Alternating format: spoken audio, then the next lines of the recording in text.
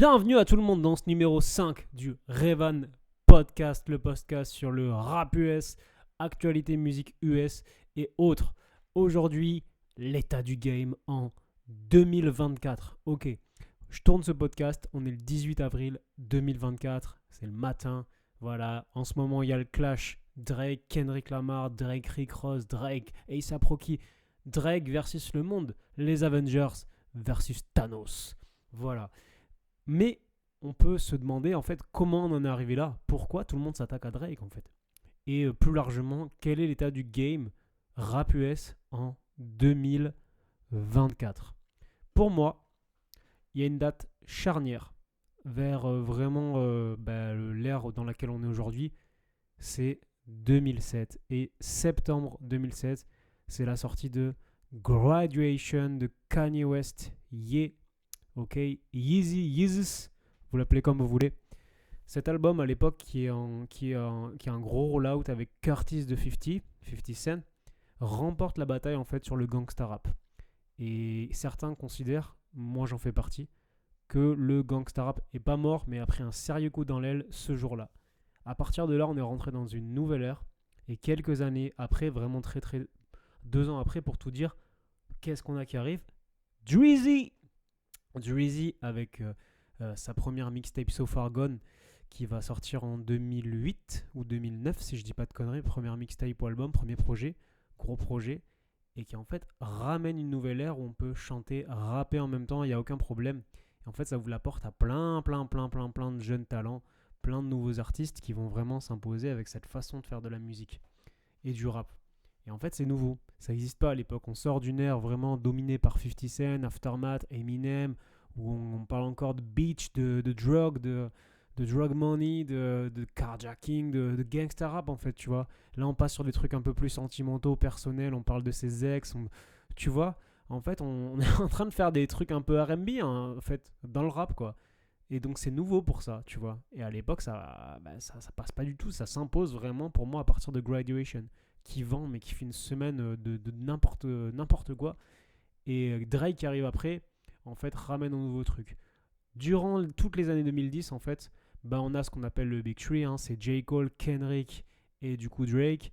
Même si on peut rajouter des futurs, même s'il y a certaines années où on peut rajouter des A$AP Rocky ou des Tyler, the Creator, peut-être pas, mais quand même, il y a une grosse décennie où en fait il y a quand même 3 gros artistes qui ressortent, J. Cole, Kendrick Lamar et du coup Drake, avec à côté plein d'autres petits artistes, petits entre guillemets, donc comme je l'ai dit, A$AP Rocky, Tyler the Creator, Young Thug, faut pas sous-estimer, les Migos évidemment, donc voilà, toute cette décennie là, 2010-2019, c'est ça.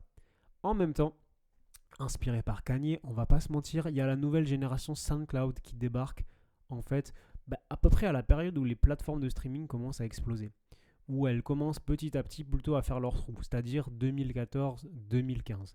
On arrive vraiment dans une ère où on a des nouvelles têtes d'affiche, et petit à petit on va voir émerger des XXXTentacion, des Juice WRLD, des Trippie Redd, des Lil Pump. Et je rigole parce que aujourd'hui beaucoup de ces artistes sont décédés ou sont plus rien. Je l'oublie, l'autre fou de New York là. Comment il s'appelle Multicolor Boy là. Enfin, vous voyez de qui je veux parler. Mais ouais, voilà, donc on a une nouvelle génération. Et Drake, en fait, toute cette vidéo tourne autour de lui et du clash, hein, aurait pu s'éteindre à ce moment-là. Problème, qu'est-ce qui se passe? Ils sont tous morts, les gars. Ils sont tous morts. XXXTentacion, mort assassiné. Juice WRLD, mort d'overdose. Trippie Redd, ça se tient encore. Ok, Trippie Redd, c'est le seul qui, du coup, de cette génération est encore là. Lil Uzi Vert, très haut. Ok, mais jamais à la hauteur d'un Drake. Et Playboi Carti, les amis, c'est peut-être le, en gros, dernier espoir de cette génération qui, je pense, va porter le rap dans le futur. Mais ça, c'est un autre sujet, j'en ai déjà parlé dans un précédent numéro. Mais en tout cas, voilà. Pourquoi on en est arrivé là? Parce qu'en fait, Drake a toujours su se maintenir. Et en fait, les principaux, entre guillemets, rivaux musicaux qu'il avait ont soit disparu. Pour moi, vraiment, les sérieux, c'était Juice WRLD et XXXTentacion, Triple X. Ou alors, il s'est rien passé, quoi. tout simplement. Et c'est 6ix9ine, donc je voulais parler tout à l'heure, le Multicolor Boy. Et du coup, bah, Drake, en fait, on arrive à une phase où bah, c'est insupportable. Dans le game, tout le monde en a ras le cul de lui, il fait que des hits, il est en place, personne n'arrive à le détrôner, il est toujours à son prime, ça fait 15 ans qu'il est là, c'est absolument impressionnant. Et en fait, bah, faut tuer Thanos, quoi. C'est ça le truc, c'est ça qui se passe. Faut buter Thanos. Pourquoi on en est là? Parce qu'il faut buter Thanos. Pourquoi ce clash a lieu? Parce qu'il faut couper la tête du serpent, faut couper la tête du roi pour en mettre un nouveau sur le trône. Allez, petite digression, c'est pas facile aujourd'hui si vous voulez te faire péter un artiste sur les plateformes de streaming. Même l'industrie qui a pas la main sur des TikTok et compagnie, donc qui galère, n'y arrive pas. Donc c'est très dur aujourd'hui de faire péter des artistes de nouvelles pépites. Donc le but, ça va être vraiment d'essayer, si vous voulez. Il y a peut-être un lien avec l'industrie de la musique dans ce clash-là. On peut se poser la question, parce que quand même, vu le nombre de rappeurs qui se sont ligués contre lui, on peut se demander si c'est pas un truc un peu plus global. Mais je pense pas parce que Drake a énormément le soutien de l'industrie. Donc voilà, à voir comment ça va se dérouler en tout cas. C'était une petite rétrospective où on va vous dire pourquoi on en est arrivé là, pourquoi le game est contre Drake aujourd'hui. On l'a vu donc, Drake s'est toujours renouvelé durant toute la décennie 2010. Il est clairement au-dessus des J. Cole et Kendrick. En termes de stream sur Spotify, il les défonce clairement. Et en fait, ses principaux rivaux musicaux, pour moi qui étaient Juice WRLD et Triple X Temptation, sont décédés. Donc en vrai, il a plus trop de concurrence digne de son nom.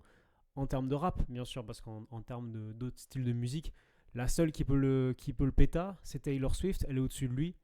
Mais c'est la seule qui peut lui faire repousser une date d'album, il le disait dans For All the Dogs.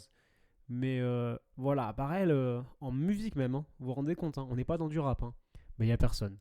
Donc voilà. Drake, aujourd'hui, faut couper la tête du serpent. Drake.